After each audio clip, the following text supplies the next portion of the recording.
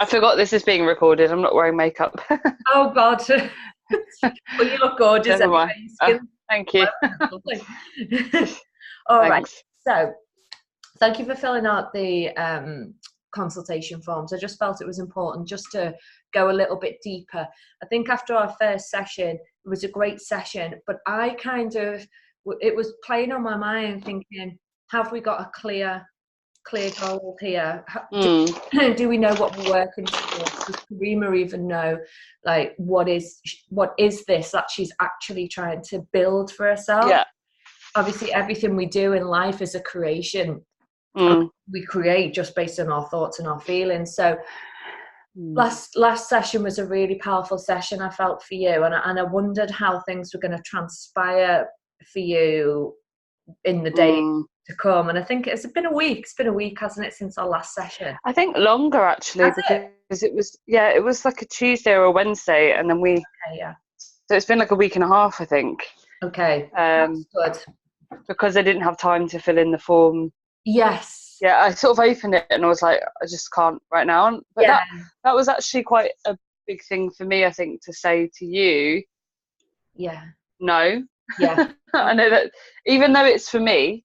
Yeah. Do you know what I mean? Rather than like, because if I would have filled it in and sent it to you, it would have been to please you. It wouldn't have been to give me time to think about it. Do you know what I mean? Yeah.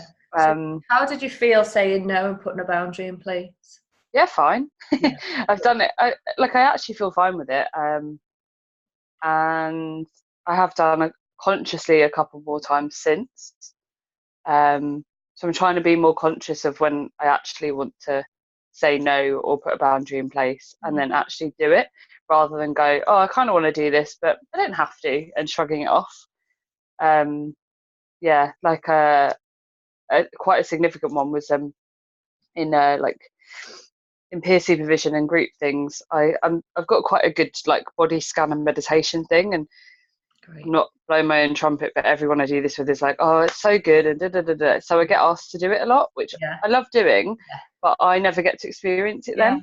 And on the way to work on Wednesday, I took a wrong turn and I got stuck in traffic, and I was like an hour late for work. So I got there and basically went straight into our peer supervision. And on the way there, I was thinking, it's going to be expected that I do this because I've said I'm fine with it, but I don't feel like doing it today. I want someone else to lead me because I've had a really stressful morning.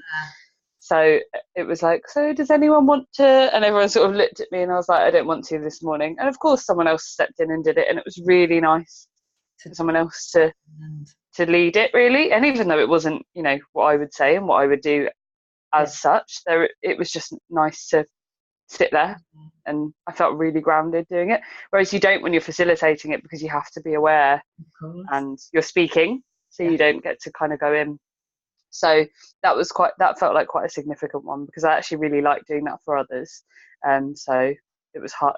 I thought it'd be harder to say no, but I think that traffic that morning, I was like, no, I'm ready for this. Please, someone lead me. Yeah. So what I picked up on you, because I always tune into your energy before we have our session. So I'm always preparing in advance, and I prepare. The only way that I prepare really is obviously I read the stuff that you sent me back.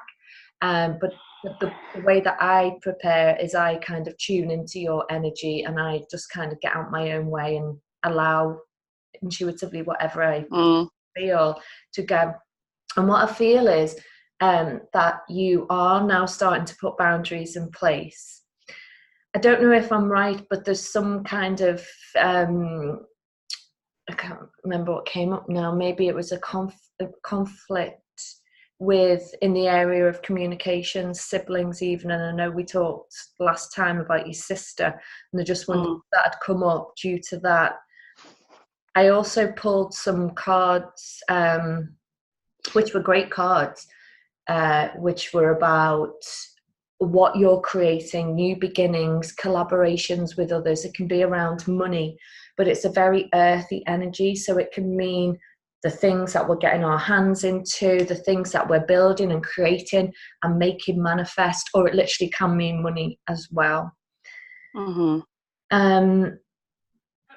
So I'll talk you through, because I did a little chakra reading on you as well. So basically the emotion that I've found for us to bring into conscious awareness today is an emotion in your heart chakra, and it's an emotion of betrayal.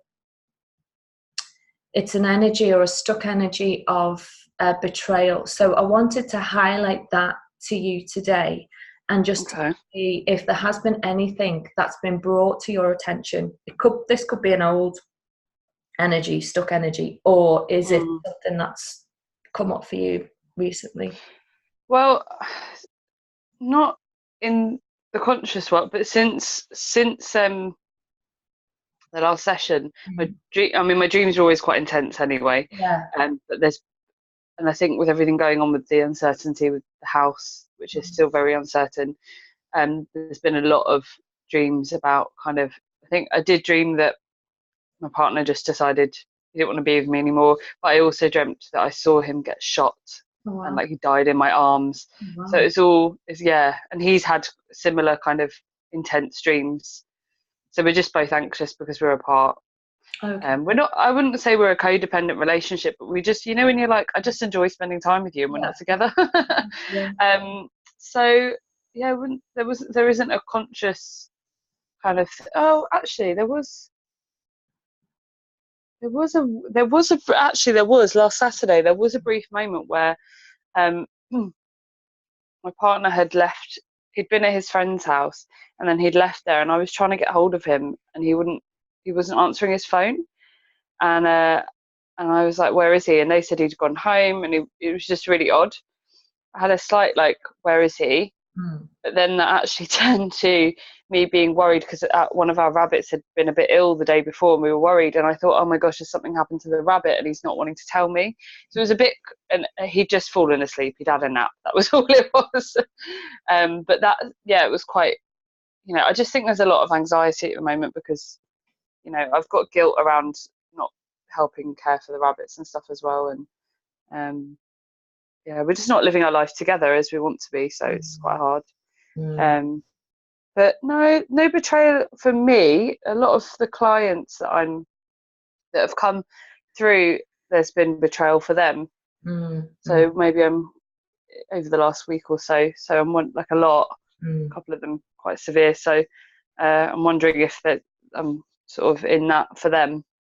Well, we'll see where this session takes us, because like working with your energy field, it can be that something happened to you like when you were 6 months, or an experience that was happening. It doesn't have to be like a conscious thing that happened last week. Yeah, of course. Just be on your timeline somewhere. And like that energy, that emotion, it just becomes stuck. And by working energetically with you, it just gives that emotion a little. It's just like the emotion is like going, here, me, like look at me type of thing. And just by bringing awareness to it as well can start to shift it, because you give it a bit more of an outlet when you kind of acknowledge it even. Yeah. So I'm just having a little look at what I'm seeing in. I did a reading from your root chakra to your heart chakra, because the heart chakra was the one that jumped out at me today. And it looks like in your foundations, it's all about fairness and justice and having balance. And that looks quite good, actually. That looks like that's completing a cycle. So the beginning. Then we looked at your sacral chakra, which is like the inner child. It's about relationships. It's about valuing yourself, etc. Those boundaries as well can play in the root to the sacral. And that is almost, it's a bit of a fighting energy. It's having to protect itself. It can be that you feel like you've won a battle, or you're in a battle, but you are winning the battle. And then we go to the solar plexus, which is about how you project yourself, your identity, how you want to be seen in the world. And then again, that's a really great card. That's about victory as well. That's about you finally feeling like, I'm victorious here. Yeah. And then we look at your heart, and that is about completion. Things moving forward, seeing things for what they really are. Really kind of becoming a bit of a master really over the heart chakra. So obviously that represents love, how you love, compassion, but really it's about self-love. And this, again, it's about victory of the spirit. So, yeah, so let's think what that means. So it's victory, but there could be a bit more to do, but it's still a victory card, and it's victory of passion, of spirit, of action. So those cards that I pulled for you today are really good. And I also pulled an archetype card as well. The hero, the heroine, and we all have light and shadow aspects to our archetypes. It's just the way it is, and one can be playing out and the other, but the light attribute is a passion for a journey of personal empowerment. The shadow is escapism and a false sense of heroism. Which one do you feel most resonates with you? More the light, I feel. Yeah, okay. So just tell me, from the last time that we spoke, how has life been for you, and where do you want to work today? No, well, it's just been turbulent, I moved again. So that it's just it's just unsettling at the moment, kind of not having a base really, and also just the kind of not knowing, because I can't make any plans. So we're chasing estate agent and everything, and we didn't get a good update on Friday. So we've kind of said, let's just give it a month, and we might have to pull out of the house, which will be if nothing kind of moves. So there's no movement. There is a stuckness with that, I suppose, but that's not something I can do anything about, unfortunately. That's quite hard, because I do take responsibility for myself, and I'm like, right, what can I do? What action can I take? What do I need to try and manifest, blah, blah, blah. But this is just something that someone else needs to do. So that's quite frustrating. It's just that, and then, gone back to work, but I feel, I don't know what's happened over the last, I think it was good to have some space for my job, because I feel like I'm already being a better therapist for clients and things. My boundaries of my self-care, like eating lunch and all that, are still not quite there, and I already am behind in my work because I cram too many sessions into a week, but I'm aware of it. So I need to slow down a little bit and just be like, this is how long it takes. So maybe I think there's a shift there, because there's awareness. I'm like, okay, I'm doing this again. Okay. Rather than just, I'm not in it so much. I'm kind of like, I know the reasons why I've done this to myself. And that's because of my right, let's get going attitude. Let's get, the kids have been off for weeks. Let's get in there. So I know it's coming from a good place, but it's and then I'm like, oh gosh, I've just got this paperwork backed up. What were you going to say? Sorry before I interrupted you there. No, I think that was it for now. What have been your strengths that you've noticed about yourself? I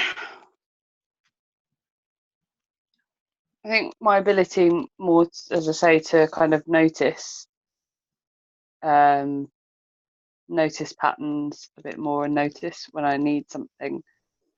And generally, when I really notice it, I put it into practice immediately.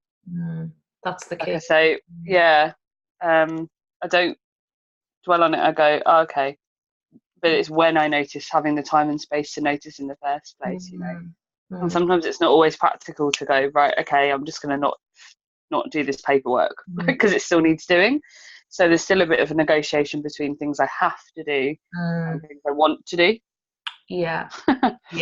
There's been, because I'm quite like, it's really hard not seeing my partner at the moment, but also I've said, like, I'm just exhausted with the travelling up and down to London.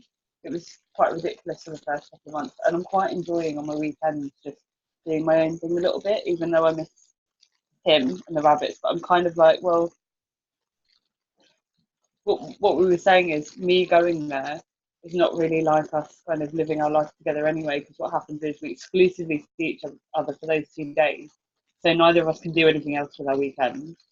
And the rabbits, and then I go again. So it's not really how we want to live our life anyway. So we sort of said, what's the point?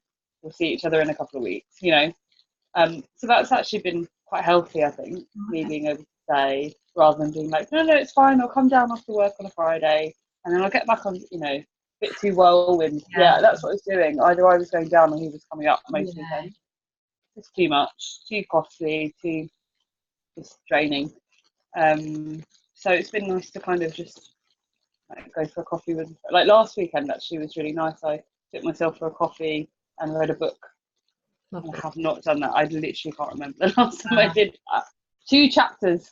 That's the best thing. Of a book I started about a year ago or something. Yeah, that's so cool. Yeah. So that's like me time, isn't it?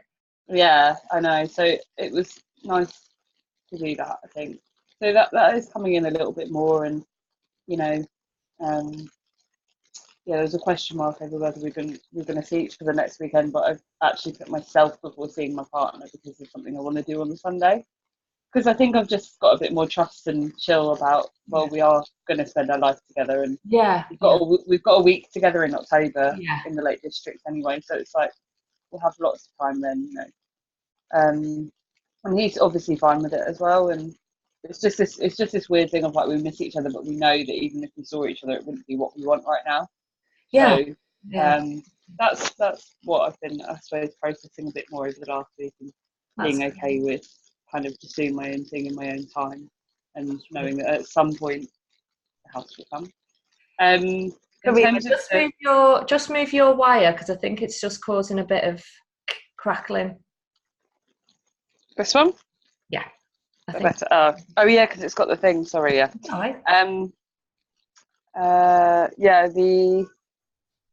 The tapping you sent me, interesting, because when you first sent it, I was like, really setting aside time and doing it morning and evening, and then it's sort of gone off the bandwagon a little bit, and I've kind of like got into bed and thought, well, I'll do it just before I go to sleep, and then just fallen asleep a couple of times.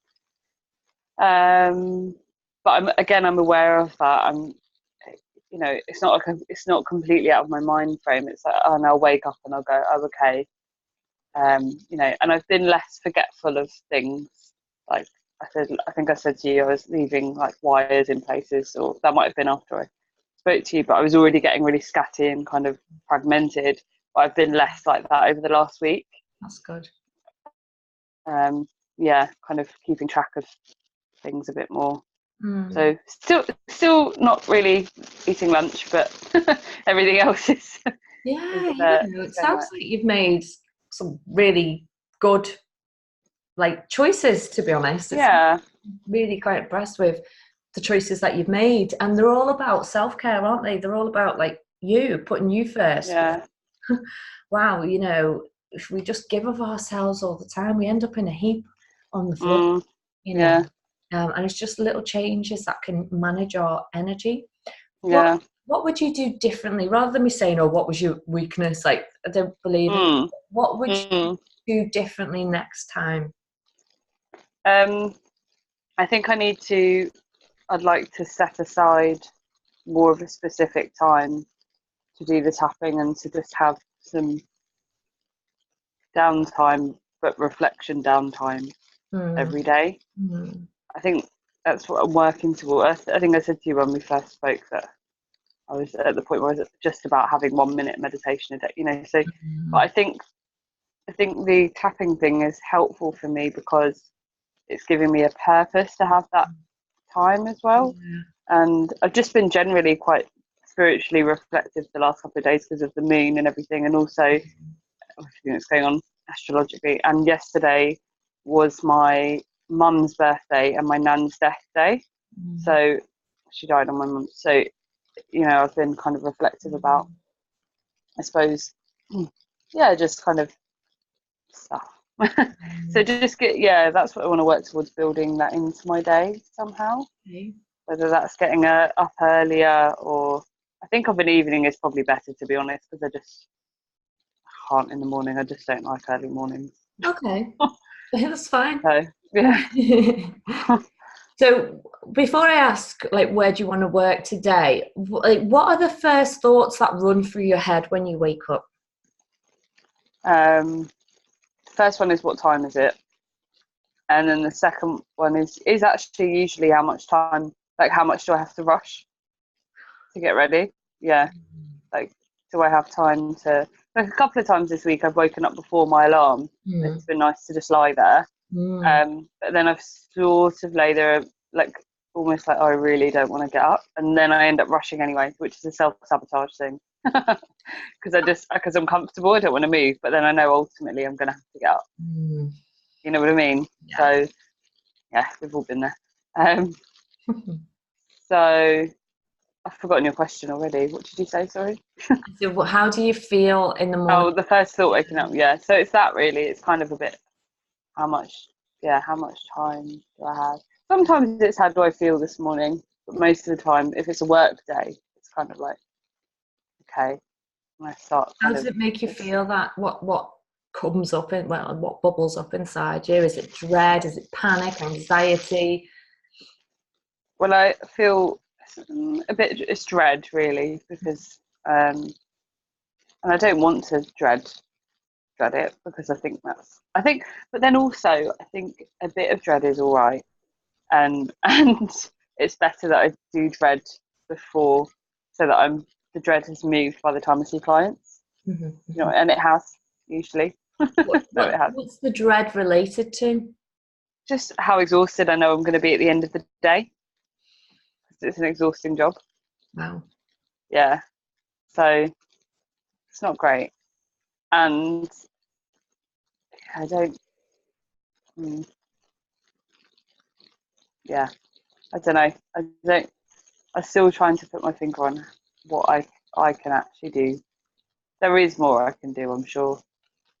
There's Well, more about actually, kind of, it's probably about doing yeah. less Mm, in a weird way. Because the mm-hmm. thought of you doing more, is that going to pile on the belief that, oh, I've got more to do? Or No, I think I mean about, um, I need to build in some more time to, and say more again, I need, but to protect my energy a bit more, because and something around preparing for the unexpected I need to do a bit more, because I sort of get up and I'm like, right, okay, this is how the day's going to go, these are the clients I'm seeing, blah blah blah, and obviously within that you don't know what they're going to bring and but like last Monday went to work and they were like, I'm really sorry, but we've changed your room. So that, those quick things of like, okay, suddenly I'm getting used to a new space, and is this okay for the client and for me, and how am I going to work, like, and it's not the only thing like that happens during the week. So need to build a bit, I'd like to build a bit more resilient to that, because I think I'm quite a resilient person to change, but I also think it just takes me a little, I think my mind is okay with it, and then maybe my energy is not quite okay with the change being that quick. Does that make sense? And then it sort of catches up with me, and so I'm sort of, yeah, it's just the feeling of it all too much, you know. A lot of it, I don't feel overwhelmed, it's not that, it's which is good. It's more just the kind of exhaustion. It's mentally and physically and emotionally exhausting. And yeah, as I say, you're not prepared for those changes, like getting to school. Another one was getting to school, that's a new one I'm in, on Thursday, and there's someone in the room before I get there, and I got there for about 20 to 1. I'm supposed to get there for 1:30, but running late, of course, because something else in that morning. But still had 20 minutes to set the room up and prepare myself. It's not just setting the room up, preparing myself. And I'm not having time to prepare myself for various reasons for a session. One of them being, in that moment, the member of staff there just wouldn't, excuse my language, fuck off. She just wouldn't get out of the room. And she was like, oh, what day of the week's the 4th of December? And just rattling on. And I was quite boundaried, and I was like, I really need some space. in here to prepare myself before the client comes in, and they're coming in now, I think at this point it was 10 minutes or 5 minutes, and she just wasn't going. And in that moment, you're like, you literally can't do anything but wait for this person to leave. And I was standing there with my hands clasped, a bit like, come on, similar thing on Friday. The table was filthy. There wasn't a table in the room I needed, and the member of staff got the caretaker to come. We got one, and it was filthy from some kind of school day. So they asked the caretaker to come and clean it. He came in, and I was proud of myself. I said, "Oh, I've got a session in 10 minutes, just so you know." And he was like, "Okay," and then just cleaned it really slowly. And I kept sort of hinting, and I'm standing there with my hands clasped, like, fuck off. So that's quite difficult to manage, because I literally can't do anything about these people leaving, but I need a bit of time. I mean, the thing I am doing is, obviously I wasn't so anxious of like, I have to start on time. The mum's waiting for me in reception. I just waited till he was done, left, and then gave myself a minute to prepare, and then went and said thank you for waiting to the mum. So we started the session a little bit later. So that's a bit of a change, because normally I'd be like, oh my gosh, they're still here. I need to get them. She's waiting. What will she do? I'm going to go into this. But I thought, well, no, it's not my fault that he's taking his time to leave the table. It's annoying as anything, but I'll wait till he's gone, and then I'll have a minute, And so there are small changes. That's really good, because these changes will build, and this is how you're going to build resilience, is making the changes. Now, we talked about this last time, about you having that minute to do that kind of energy action on yourself. We talked about that. How you can make that happen, because that was a big thing for you. How even if the clients are there, you say to them, listen, I'm just going to take a minute or two just to get myself prepared for this session. So it sounds like that is definitely a wheel that you've set in motion. Yeah, I think it's starting. Yeah, it's got still got frustration about other people taking responsibility for their time management, but I know I can't do anything about that. So over time, I'll get less annoyed about that. Yeah, thing is, it's funny, we get annoyed. I have to take my own advice on this, but we get triggered, we get annoyed by the things that are alive and active in us. So the more that you were able to take hold of your own time management, you probably wouldn't find these irritations so irritating to you if they happen. Because I guess it's true. Unfortunately, it is true. It's like the things that bring up energy in us, it's just a reflection of the energy that's already alive in us. Selling me my own words. I know it's true. I know, and I'm hearing myself, and I'm like, oh, I thought about that the other night when I got really pissed off with someone. Yeah, no, but it is true. And actually, interestingly, over this last week, I found myself very, very, very present with clients, especially the parents when I've done the assessment, but almost kind of churning out the same thing. And I just had this realization. I was like, everyone's issues come back to the same thing usually. So I've just been like, okay, let's look at it. I've been doing the same thing with different parents. And there was one dad the other day, and he, some emotion was coming up, and I reflected something back to him about, I think his kid really missed the family dog who died or something. And I said, well, what does that dog ask of them? And he said, nothing. And I said, exactly. And he went, oh, you're good. And I was like, am I? Or am I just holding up a mirror? And he was like, oh. So I just, I just kind of, I'm getting not exhausted. It's actually regaining my energy a bit, just being like, okay, I'm churning out just holding up a mirror for other people to see what is already there, but verbally holding up, just kind of asking the right questions for them to make their own thing, rather than it being like, I've got a magic wand and I know the answers, which I don't believe. When I don't, and I know that, but I think I'm living it a bit more now, just kind of batting it back to the parents a bit more, and that's saying really as well, it's a bit like healers, people like yourself, people like me. If we go in as fix it mode, it doesn't work. Give all our energy away. It's like, let me take that problem from you, and I'll hold it for you, and I'll try it. I'm going to work so hard in this session because I want to fix it. I want to help you fix it, and I want to help you fix it, so I've done a good job. And like, they'll like love it because we're giving all this energy away, but afterwards, like we've got nothing left. Yeah, I think what sort of triggered that off, and I'm really glad it happened actually, was this kid before summer. Basically, I don't know. I don't think I said this before because I'm thinking about time.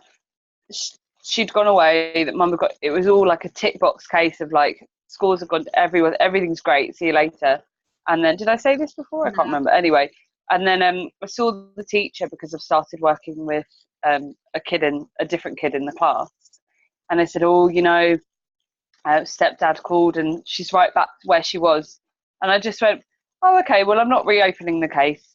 Just give her a bit of time to settle into school. But it really pissed me off at first. It really pissed me off because they went off, like, it was great. But it did remind me that we can do all this and it can look great. But unless you change the kind of unless the context changes, does it really change? So it brought up a wider question for me around, is therapy with just a child actually ethically okay, or is it should we just be working with the whole family, which has been a question for me anyway, because I really enjoyed doing internal family system work, and which I want to do more of for me as well, and also that. So I think it's brought up kind of bigger questions, which initially was like, what's the point? But now it is going into, okay, well, what can I still do? But also knowing that they might get right back to where they were, Yeah, so, totally. Which is frustrating, but that's their prerogative. It's not. It is, yeah, but it's not. If let's open this up and bring it back to self, because everything is a wider reflection. Yeah. Okay, so what you're telling me, or what I'm hearing here, is you can give someone the tools, give them the awareness. Like, we can give ourselves the awareness, and we can put those tools into practice internally, but unless we've considered our environment and all the other factors, we can quite easily slip back into default mode. Yeah, it's true. Yeah,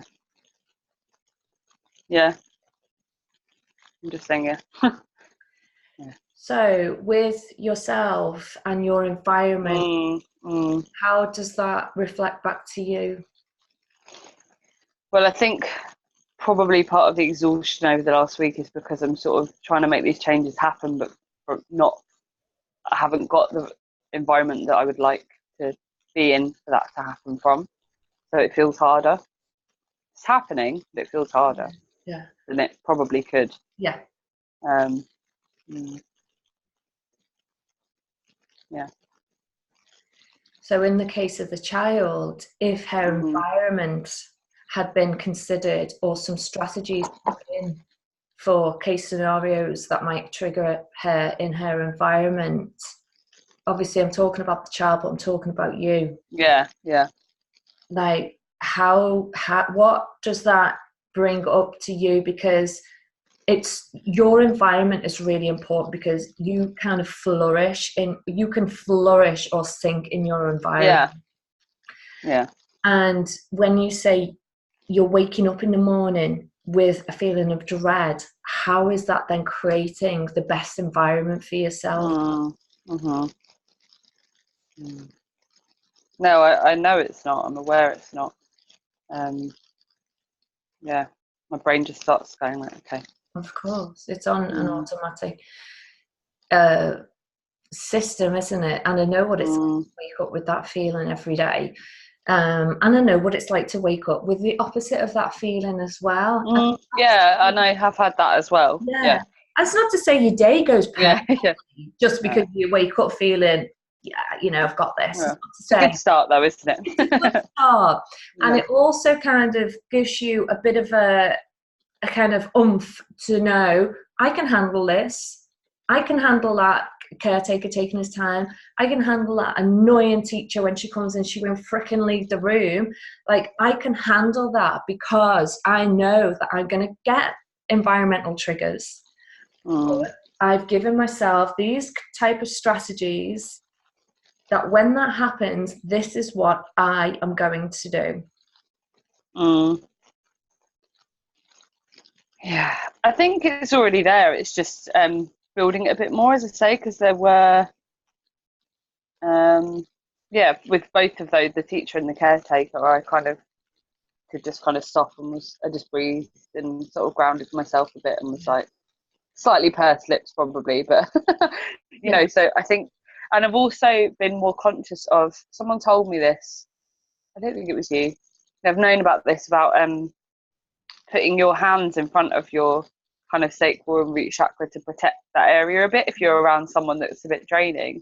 So I've kind of consciously a couple of times just put my hands there, whereas I previously felt like that shows a kind of closed body language, but now I'm like, I don't really care if I look closed because I need to close, you know. So when those two people, for example, I kind of stood with my hands clasped in front of that area to just try and protect it a bit so that I wasn't drained. So I think it is there already. I don't think there's any, it's just doing it more, I think. And so actually quite a few changes have happened in a week and a half thinking about it.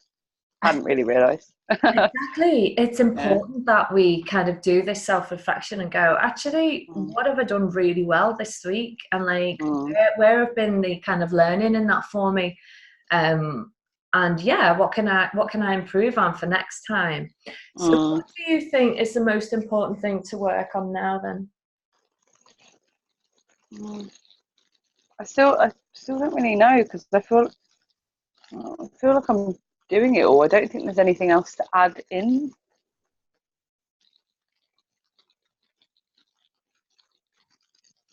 Yeah, which is not helpful for you or me, maybe. I don't know. No, I don't know. That's just where I'm at. No, I think it's good. I think it's good that you it's great that you feel, because I saw your wheel of life balance and I thought, she's pretty bloody balanced there, you know. There wasn't anything major that was like, this area of my life is not functioning very well. I feel all right. Yeah, because I know some of it as well is just work exhaustion that will always be there a little bit because of the job I do. You know, so there are changes I can make, but I'm not going to be floating on a cloud and like everything's fine and dandy, you know, like some of the work I'm doing, and it's a lot. So I know I'm realistic, and I know that some of that will always be there, and it's kind of, for me, it's kind of, oh, you've got a funny colour. Oh, what is that? That's pretty. Wow. Where's that come from? That's really strange. That is really strange. Hang on. So pretty. We're creating so much. That's so weird. It's still there. Oh, it must be the computer. Or is it? Oh my God, that's so funny. Who is here? Yeah, okay. What do you want us to know? Exactly. It's changing as well. It's changing. That's really weird. It's going brighter and lighter. Anyway, it looks cool, so that's okay. Okay. Yeah, so I think, you know, I think some of that being there is a little bit healthy as well, because it keeps me on my toes a little bit and reminds me to not get lazy with my job and with myself, and I don't know. Yeah, so, I think you know what I mean. I do know what you mean, and never ever like want to try and paint a pretty picture that life is ever going to be, like you say, you know, floating on a cloud every day. It's ridiculous to think. And that's not balance anyway for me. That's just not. No, it's not. And you have a stressful job, you know. You have a very emotional job, and I think, you know, you're right. You know, it's almost like you became so wrapped up in that, you emotionally invested in that 110%, and there was kind of nothing left for you. You're kind of sacrificing yourself for this job. And there are some things that you've kind of said about it that, I mean, your biggest thing, what I hear for you, is not so much time management, but how you spend your time wisely, building up your emotional reserves, and doing a practice like the tapping. I mean, there's no hard and set rule. Don't beat yourself up if you don't get sure. it. But the benefits of it are great. There's a lot of scientific research behind EFT. Even if you're sat on the toilet, do it. Do it then. Just do it when you can. Even if, let's say, when the caretaker was there and the teacher was there, and you're like, I'm getting really pissed off, my energy. Just think, always ask yourself, where am I leaking energy? Energy. Take yourself off to the toilet. Just say, listen, I'm going to go to the toilet because whatever, I'm just going to the toilet. And do you EFT or do you and your meditation, energy management meditation that you know is really beneficial for you. So I picked these cards for you today. These are great archetype cards. I picked that one, which is the healer. So that's definitely you. And then I picked this one as well. Okay. So it's almost like, where is still the battle, conflict going on? Yeah. They look like they're having to be on alert. Yeah. Where's that playing out, do you think, in your life?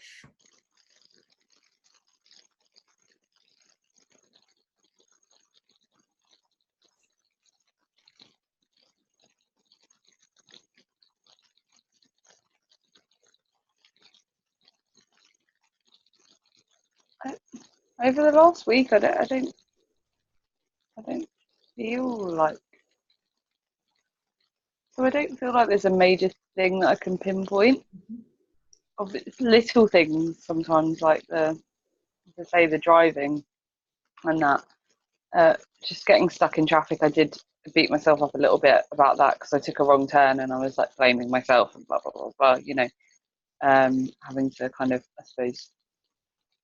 I don't know. I think the alertness is waning. I think it's an old thing. I think that fight or freeze was, always there. But I think it's going. I don't feel it so much. I recognise it, if that makes sense. Yeah. And I'm sure there are times where it will crop up again. I don't know. I feel getting there. Yeah, you are definitely, and I can see that in the cards that I pulled for you today. So I was really impressed. I guess no,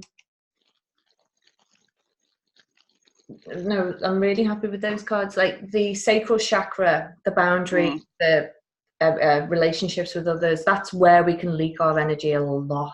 That's where we're kind of sacrificing our own self. That's our center of creation, really. Yeah. So this is about you. You've got the card of transformation in there, rebirth, renewal. And that was the only card that was showing where it's actually still a victory card. It was just, it feels like a battle, but it's a battle that you're winning.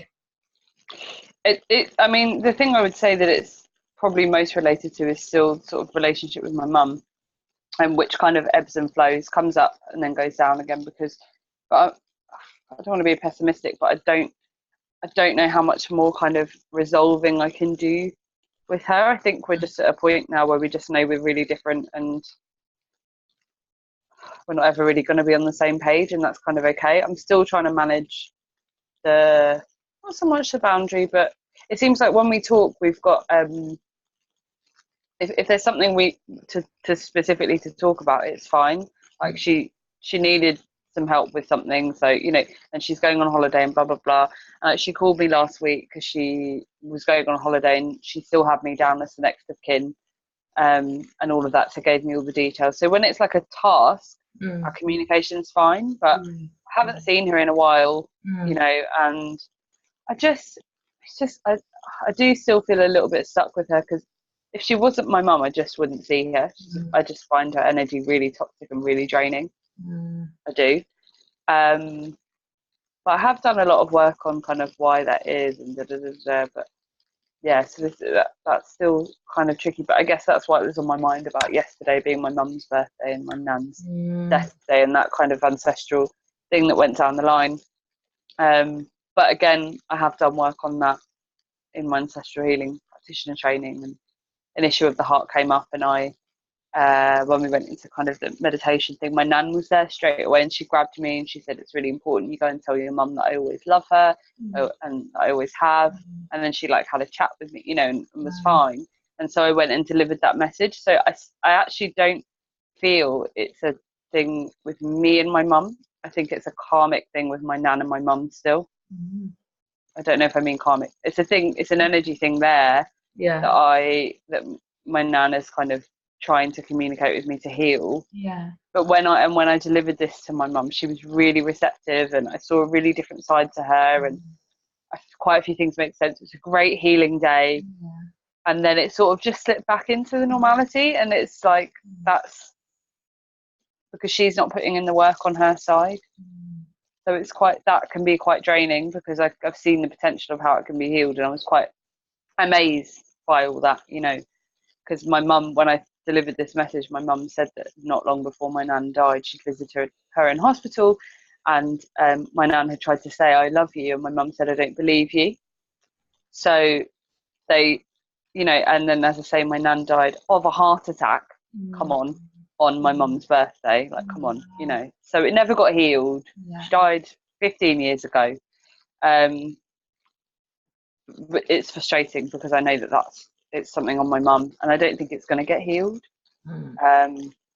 with between them two. So yeah, I guess I'm still kind of trying to work out what it is I can do to still, if there's anything, I'm sure there is, more spiritually, to kind of try and heal that connection. So because I think it's effective. Is this making any sense?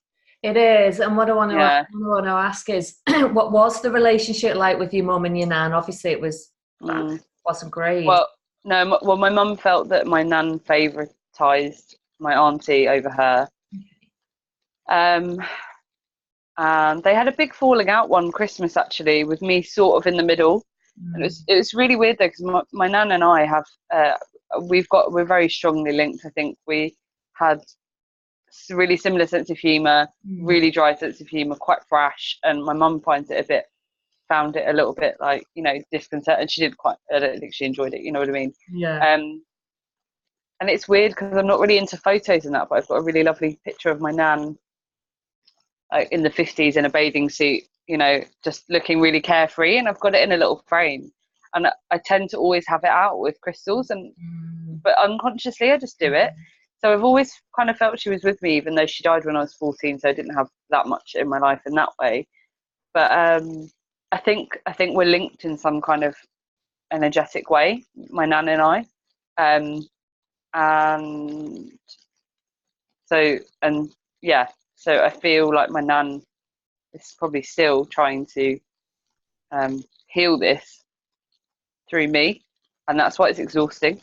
Does this make sense? And I want to help, but I'm also just like, how much can I do without my mum actually taking it a bit and wanting it? And she goes through. I'm going into. I'm not going to go off too much on a tangent, but I believe my mum has entities attached to her that I think my nan is attached to her as an entity, obviously not an unkind one, but I think it's drained her. But I also think that's left her susceptible to others. So I think she gets blocked. She kind of wants to heal and then gets blocked. What the so you're talking about healing through like ancestral lines, really, and you're right, you know, your mum is an individual, she's responsible for raising her own level of consciousness, and that's what it is. Now this could be the catalyst for her. She's obviously got her own healing process that she needs to go through in her own time. I'm just feeling that the only way that you can help her, obviously wait until she asks for it, but energetically think about the family lines and how we pass down our inheritance. belief Yeah. system Yeah. of not being Yeah. loved, not being wanted, etc. Mm. And think about the whole dynamics that you've grown up in, your belief system, your pattern of emotion, how you felt as a child towards your mum, how she's felt towards her mum. Might not be the same, but there will be like... No, there are similarities, because I Yeah. realised over the last couple of years that she doesn't favouritize my sister over me, but she's got quite a dislike to me, and I think it's because I'm changing that pattern, and because I'm kind of bold enough to go there and heal it. And like, I think it makes her really uncomfortable that I'm a therapist, basically, as well, Yeah. and all this, and the fact that I work on myself and that I speak openly about emotions and energy. Yeah. And she kind of like admires it, but also detests it at the same time, I think. Yeah. And whereas so I do think, even though she's always verbally said I'd never compare my daughters, my mum did that to us, she has made a distinct separation between my sister and I. Again, I've worked on it insofar as I've said this truth to her now. I wrote this letter and gave it to her, and about how there was a lot of trauma in my family, obviously. And it was always kind of, my sister is allowed to kind of be upset and angry and all this, but you're the happy one, you've got no problems, da da da da. And so that contributed to my belief that I wasn't allowed, that I was only allowed to be happy, and I had to be happy regardless of what was going on. And so, I'm aware, and I have worked on this, and but I still think it's a bit there for her. I'm kind of all right with it, but because it just is what it is. And actually, it's not all rosy and dandy for my sister as well, because when she split from her husband, my mum's thing, instead of just listening and being there, was kind of like, oh yes, now she's going to need me, and like it's serving a purpose for her, like, oh yes, please collapse in my arms so that I can, do you know what I mean? So it's not exactly helpful for my sister either, and she's got a different way of having to push against the behaviour from my mum, whereas, so we've got different negative behaviours coming from my mum. So but I do think that's, unfortunately, that dynamic in recent years has informed my relationship with my sister a little bit, and some of the stuff I was maybe whinging about last time when we spoke. But yeah, you said about kind of, you asked me about that, and I haven't had that much communication with her over the last week or so. I sent her a necklace from my friend who makes Reiki blessed jewelry. I sent her a necklace, a moonstone with a Buddha, so to kind of represent new beginnings. And there was something interesting there, because I've liked the necklace for a long time, and I thought I wanted it. And then when I asked her, I said, to my friend, I said, I want to send a necklace to my sister. And she was like, oh, this one, I've still got this one. And I was like, yes, it's for her. So I did have a moment of, am I once again putting my sister before me? And then I thought, no, the necklace it's meant to be for her, So, but there's still a part of me that I suppose sometimes thinks, am I putting my sister before me? And how does that work? But also wanting to support her. She's fine. She signed the final papers for her divorce last week.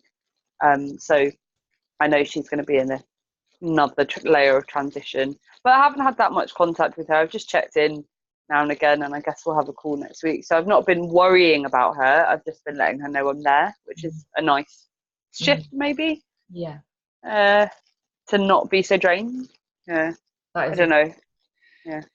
Yeah, it's interesting, isn't it? Like the whole kind of dynamics there about mum and how she felt about her upbringing, system, and then she's kind of maybe she's just done it again. Yeah. On, because we can really only give to the level of our own awareness. Yeah. Yeah. And sometimes patterns are so that they're like ripples, aren't they? They just filter out there, and then for whatever reason goes on with your mum, she possibly sounds like she saw your sister as great. It makes me feel more needed as a mum. Yeah. My other child is quite self-sufficient. Yeah. I don't need me. I haven't. Yeah. I feel like I sort of raised myself from when I was about 11, really. And yeah, so instead of kind of her going, my daughter's really independent, why is this? Maybe I should support her a bit more, she Yeah. kind of just went, oh, well, fine. You'll be all You right. don't need me. Yeah. Yeah. But actually, you know, I would have needed her. And Yeah. there are certain kind of pillar points in my life, like the brain surgery. I think did I mention last time that my mum wasn't, my mum, well, I didn't tell my mum, didn't tell my sister. It happened quite quickly anyway, so it's with my partner. But most people would tell their family and their family would come and support them. But I knew that if anything, she'd make it about her and be a drain on my partner. And actually what happened was I asked my partner to, this is a good moment actually that I still remember, as kind of, it really made me realise quite a few things. I asked Chris to tell my sister the next day so that she could let my mum know, so that he didn't sort of have to have that conversation. And my sister didn't hear brain surgery. She heard Karima's got an ear problem. So she didn't think it was that urgent and didn't tell my mum for a couple of days. So then when she told my mum obviously rang Chris, found out it was brain surgery and freaked out, came into hospital and shouted at me in hospital for not letting her know. And it was just a bit like, oh my God, I'm actually lying here like quite ill. And we tried to give a bit of responsibility to my sister to manage my mum in that way. Not that she should need managing, but you know, and they still didn't sort of show up as I needed them to. And I have raised this with both of them. Well, not fully with my sister actually, thinking about it, because when she said she'd come and visit, well, she said, oh, I'm in London in a couple of weeks, so I'll pop by then. Like, I can fit you in, sort of thing, rather than, like, I would have been on the plane straight away. I just would have. So that's why we're different, but I think that will always be there. She's not, we don't think in that way. We don't think the same way. And my mum's similar to her thinking. I wouldn't even think I'd ring work and say, I can't come. My sister has had brain surgery. Do you know what I mean? Like, the gravity of it. And I would be on a plane and be there, but she just wouldn't, for me. And my mum wouldn't be able to just be there without some kind of baggage. But again, as I say, I'm aware of this. Doesn't make it any nicer. It doesn't, and awareness is great, but what feelings are you aware of that accompanies that? What's the emotion? A bit of resentment, I suppose. Yeah. Yeah. I'm just wondering about that emotion that like popped up today in the heart chakra about betrayal, and betrayal is a really strong emotion. And it can show up in so many different ways with so many different hats on, you know, but I'm just wondering if that's why it's like come up today. Yeah, possibly, because I didn't think it was. Yeah, I guess so, because it's. Yeah, I mean, I just know now. It's not like a realization thing. I just know in myself that I cannot rely on my mum and my sister for things, really, which is a bit sad. And my sister particularly would be upset if she knew I felt like that, I think, but she just can't. It's a tricky one, isn't it? Because yeah, we talk about patterns, and this is all I know. I said I'm going to just be frank and say this. Okay, what we do is we put people in holding patterns based on the experiences and the beliefs that we've got. Okay, you're going to stay there because that's what you are. People can't move your energy, your energy. You've trapped your mum and your sister for good reason. Obviously, you've been on the receiving end, but I'm just saying, you've put them in a holding pattern. If you want that energy to shift, then you are going to have to take responsibility for that yourself and communicate differently. You're going to have to see them through a different lens, or you're going to have to become more aware of your communication style with them, because the belief system that you've got is always going to keep that energy fed and alive. The thing is, though, thinking about my mum now, I have tried to change the system. I'm going to say cannot again. she's unable to shift it. I tried to change the way I communicate and what I ask, and I have in lots of ways. Yeah. But she's not meeting me. Well, forget about that her for now. Like, she might one day, she might not. And the point is not to try and change her. Yeah. The point I is know to that be now. selfish about it and do it for you and change you. I know how hard it is to change family dynamics like that. They keep us in a holding pattern as well.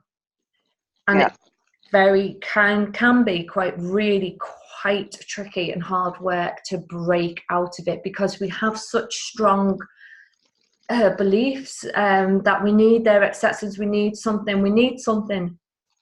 Whatever we didn't receive as a child, we will try and still get as adults. Even though we're adults, our child, it has not gone anywhere. It's still there. It's just that we've matured and ignored our inner child. So think about what this situation still does to you, how the way it still triggers you. The work has to come from you to make your life better. And that's not to say that any of these people will necessarily change, but the way that you feel about yourself, your life and your relationships and you in general will change. If you can start to cut off the belief system and start to be Karima, who knows herself, that like, it's like almost bringing in that sword and cutting the attachments, the energy attachments that you've got to mum and sister, and you breaking out of your old habitual communication style with them based on your belief systems around them because of the experiences you've had. Stop seeing them, oh well, yeah, I know what she'll do, oh well, yeah, I know what mum will do, and start to shift your communication if that's possible, which I believe it is. Yeah, so I don't necessarily see it as like doom cutting. I see it more as layers, and I think I've gone through a lot of the layers of it, and there is still more, obviously, because we wouldn't be talking about it. But I think I've come a long way already with it in sending that letter last year, and being a bit more honest with my sister. So yeah, I guess it's highlighting that there's more to do, more of the same, I suppose, as I say, because I think it's because, like, I'll do it in layers and then it will kind of be fine enough. It's that enough, isn't it? And because there's other stuff going on, and I also just get resentful of spending so much energy on it, and time and thought, when I've got my own relationship and life going on with my partner as well, that I'm trying to build and put effort into, and myself as well. So that sort of then gets paused. So I think I've got to think around how many strands of healing and cutting and everything can you do at once? You know, this is really kind of key to it. You are key to it. Like, and I'm not saying reach out, do anything actively to those relationships. I'm saying that because in myself is draining. And you never know what response you're going to get. So what I'm saying is, this is just internal shifts in you. 360 to come back to what's most important, which is you, because your relationships to yourself and to your environment, and obviously to the people that matter, are still connected to the belief holding patterns you have around the most relationships you've had in your life. So wherever you feel you can upgrade, and obviously this is like deep work, not just something that is going to happen in this little conversation. This little conversation is just going, just highlighting it. And where can I, like, am I still holding them in a belief system? And where's that belief system? What is that belief still doing to me? Where is that belief still playing out in the way that I feel about life? And it could be whatever you said about your sister before, about her coming first and you putting her needs first. And how does that then still filter out? And I know we talked about it a bit last time, and that was one of the boundary things that you wanted to put in place. But those most significant relationships and how you still feel about them will be still the way that you view yourself.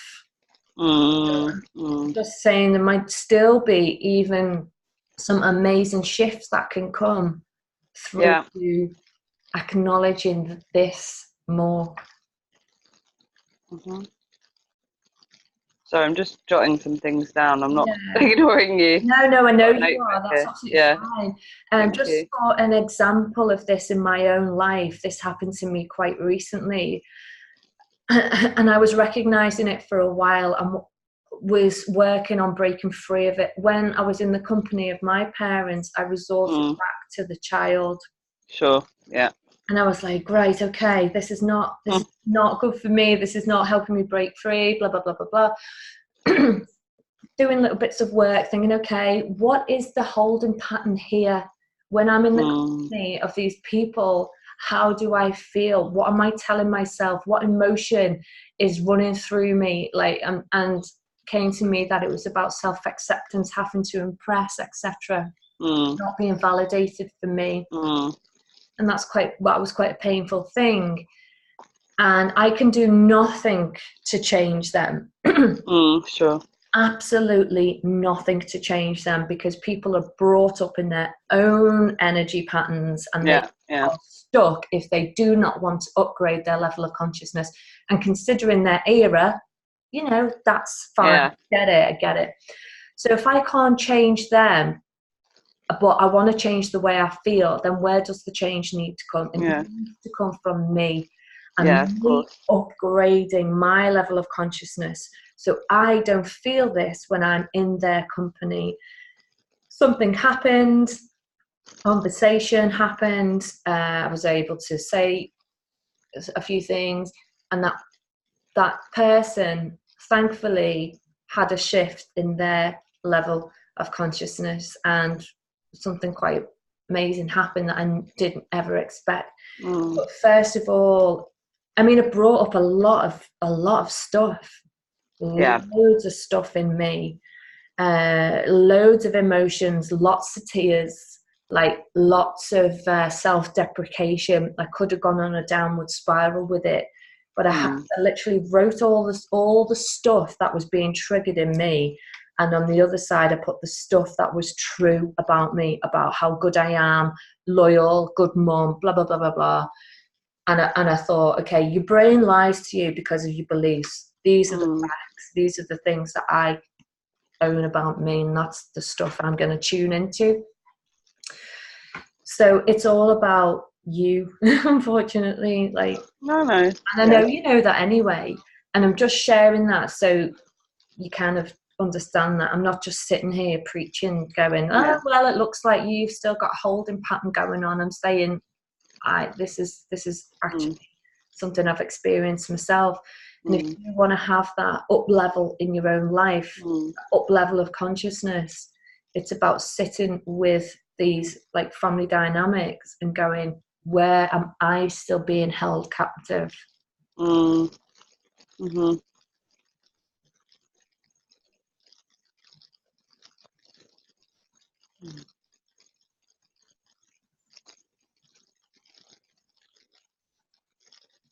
Thanks. No, the reason why I went, oh no, is because when you said unfortunately, but I don't see it as unfortunate. That's why I said that. Good. So what I'm going to do is I'm going to find the tapping point again for you. I'll do it now if you want. Let's have a look, because I think the heart is the right thing that we need to work on. Where's my bloody crystal gone? There